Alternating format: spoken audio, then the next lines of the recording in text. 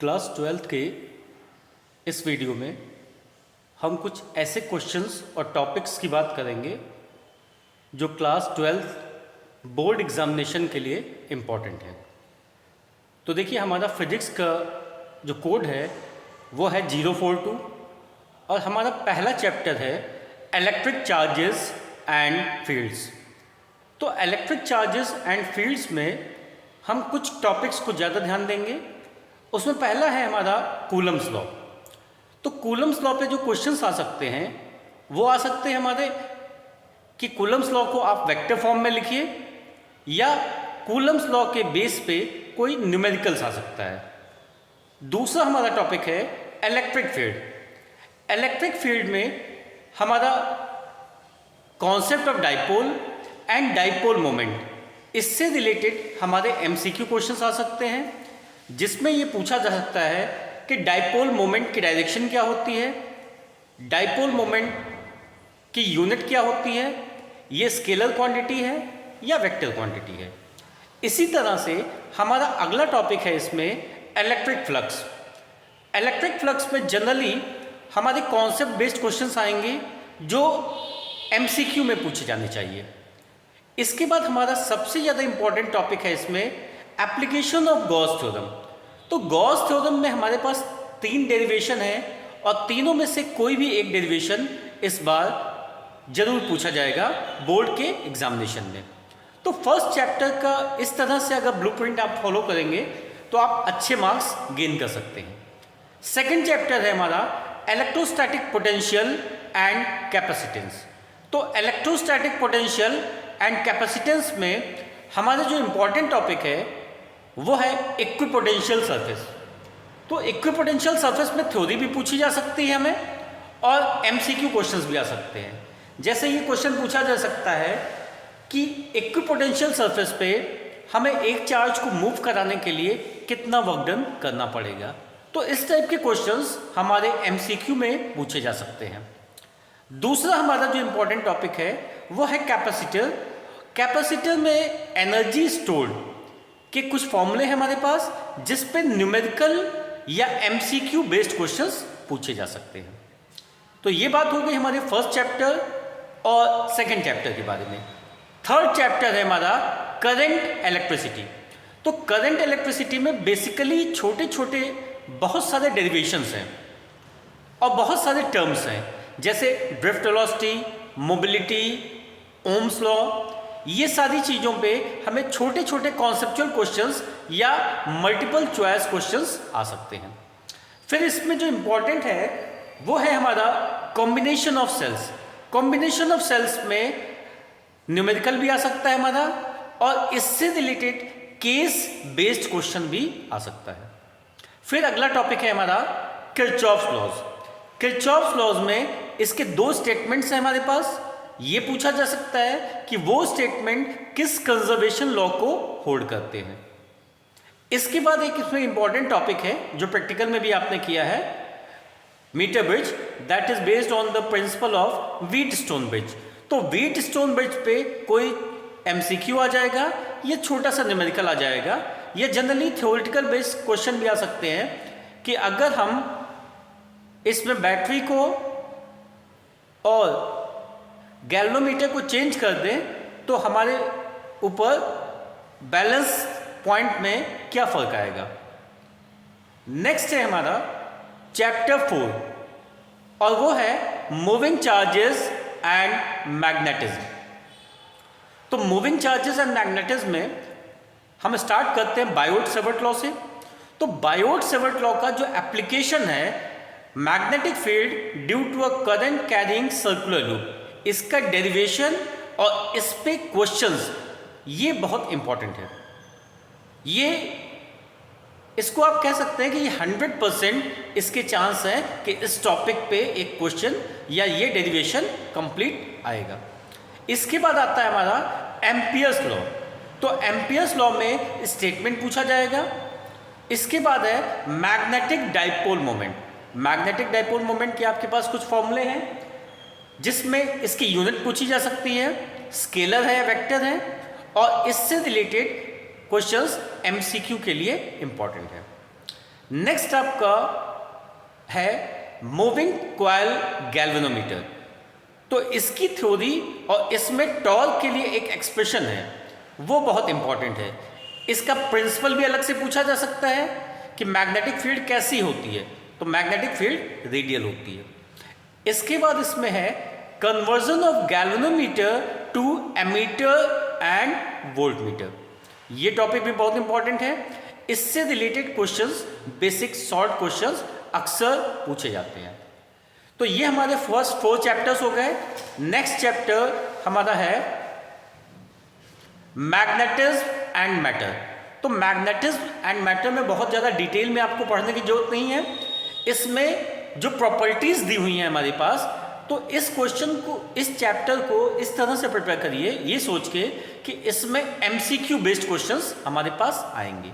यह बहुत ही short question आ सकता है कि differentiate between para, dia and ferromagnetic materials. Examples भी पूछे जा सकते हैं, या एमसीक्यू में कोई क्वेश्चन दे दे, एक मटेरियल दे दे और पूछ ले कि ये पैरामैग्नेटिक है, डायामैग्नेटिक है या फेरोमैग्नेटिक है। तो ये सारी चीज़ें इसमें पूछी जा सकती हैं। अगला चैप्टर है हमारा इलेक्ट्रोमैग्नेटिक इंडक्शन। तो इलेक्ट्रोमैग्नेटिक इंडक्शन हमारा सबसे पहला टॉपिक इसमें जो आता है वो है इंड्यूस्ड ईएमएफ का। तो इंड्यूस्ड ईएमएफ के एक्सप्रेशन पे आपसे एमसीक्यू भी पूछा जा सकता है और न्यूमेरिकल भी। फिर है हमारा लेंज लॉ।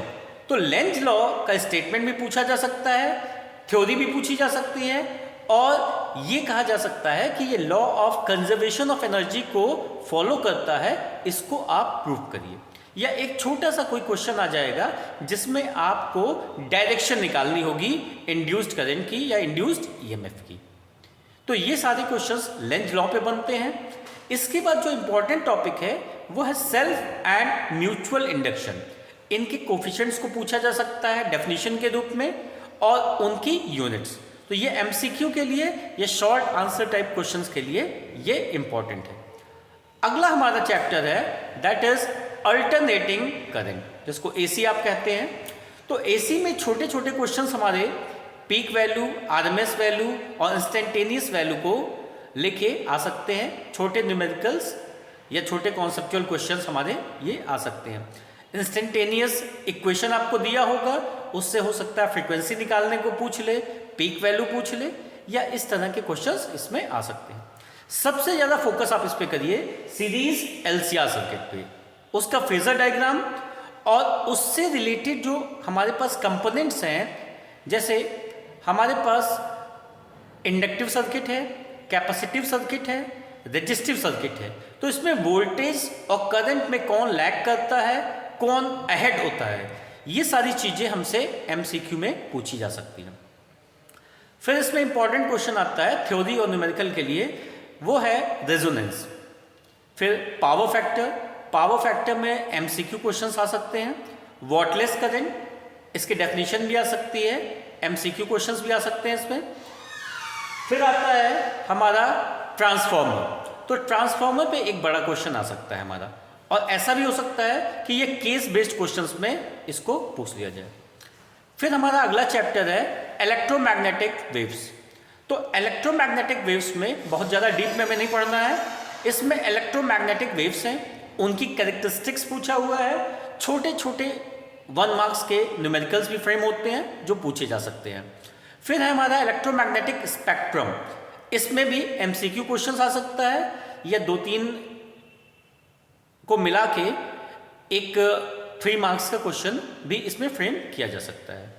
तो बहुत ज़्यादा डिटेल में इसको पढ़ने की जरूरत नहीं है, एनसीईआरटी से आप इसको रीड कर लीजिए और ध्यान से 2 बार 3 बार इस चैप्टर को पढ़ लीजिए, तो मैक्सिमम क्वेश्चंस आपके इससे सॉल्व हो जाएंगे।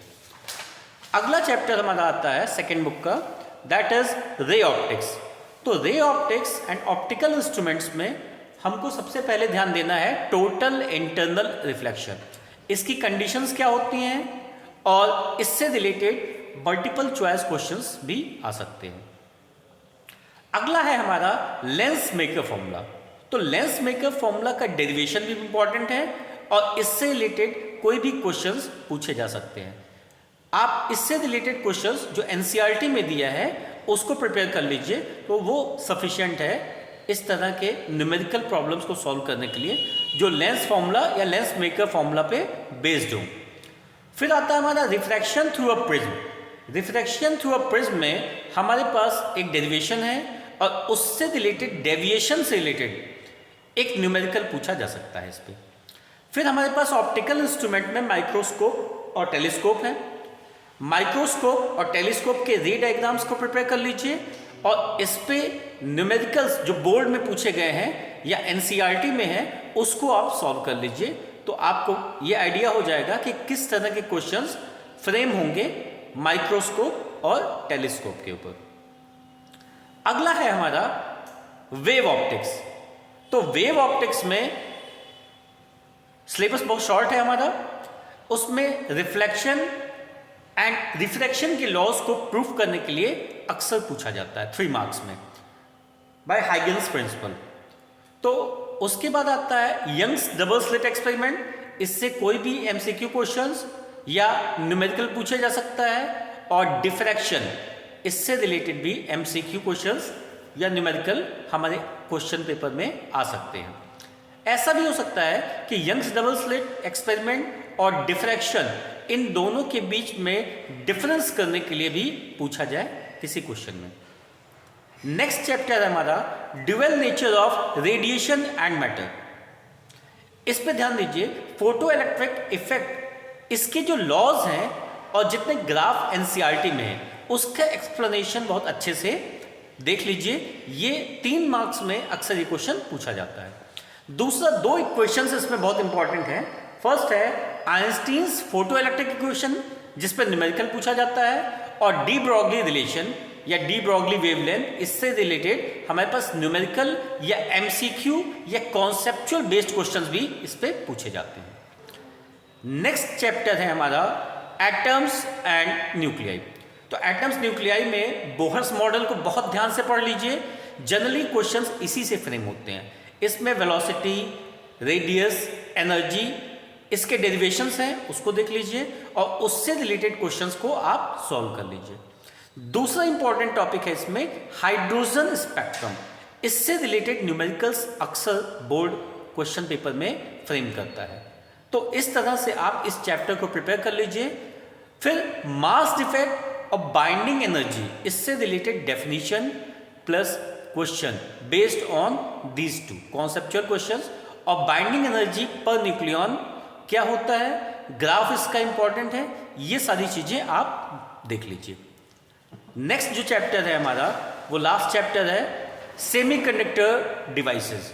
तो सेमीकंडक्टर डिवाइसेस में कुछ मैंने शॉर्ट में आपको दिया है, इसको आप पढ़ लीजिए, इससे क्वेश्चंस जरूर आएंगे।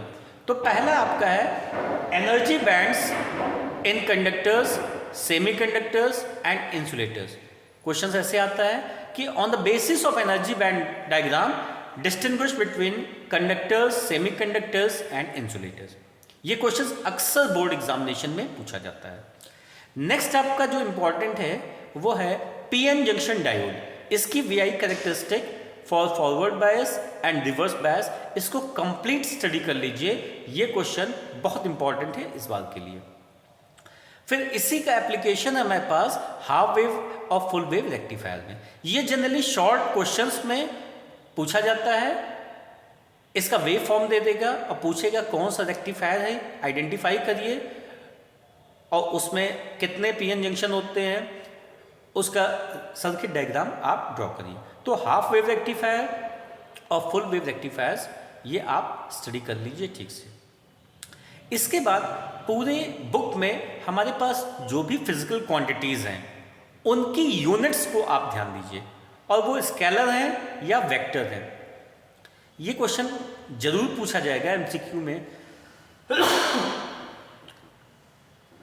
किसी क्वांटिटी का नाम दे देगा और पूछेगा इसकी यूनिट, 4 ऑप्शन में से करेक्ट टिक करिए।